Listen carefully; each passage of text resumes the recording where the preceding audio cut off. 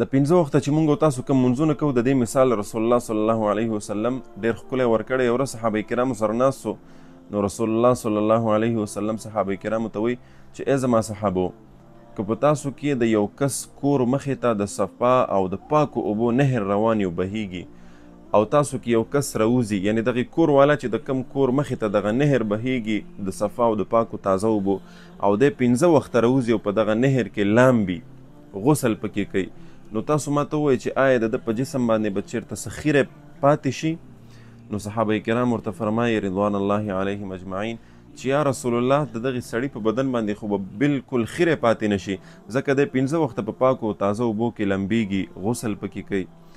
نو رسول الله مبارک ورته فرمایي چې ای زما صحابو، د دغه 5 منځونو مثال هم د دغې نهر او د دغې لمبا په شان دی. کم مسلمان او کم انسان چې 15 وخته مونځ کوي، د ده په ریکارډ کې او د ده په عملنامه کې به هم ګناه نه پاتې کیږي. څنګه چې د هغه په بدن خیره نه پاتې کیږي، دغسې به د هغې مسلمان چې هغه 15 وخته مونځ کوي په صحیح طریقې سره، د دغې مسلمان په بدن باندې به هم خیره نه پاتې کیږي. د خیرې نه مراد ګناه به د ده باقي نه پاتې کیږي. ځکه چې کله مونږ او تاسو هر مونځ دپاره اودس کوو، نو په دغې اودس سره الله جل شانه زمونږ او ستاسو ټول صغایر یعنی واړه واړه ګناهونه معاف کوي.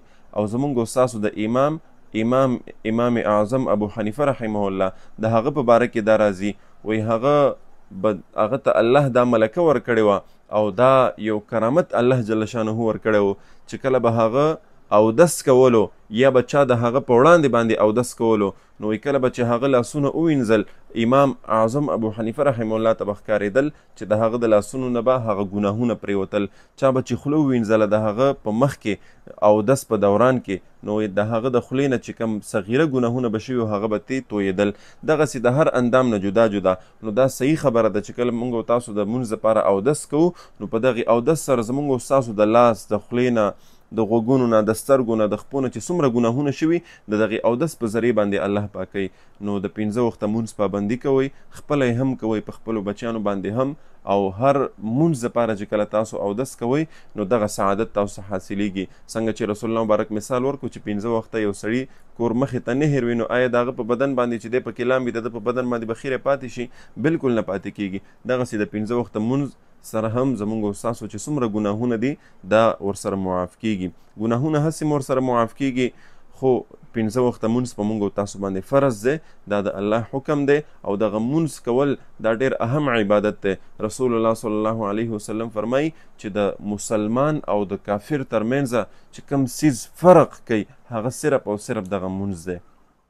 او د دغې مونځ د دې پوښتنه به د قیامت په ورځ د ټولو نه مخکې کیږي، یعنی د ټولو عملونو نه مخکې چې د کوم څیز به پوښتنه کیږي، هغه مونځ دی. اول ما یحاسب به العبد الصلاه.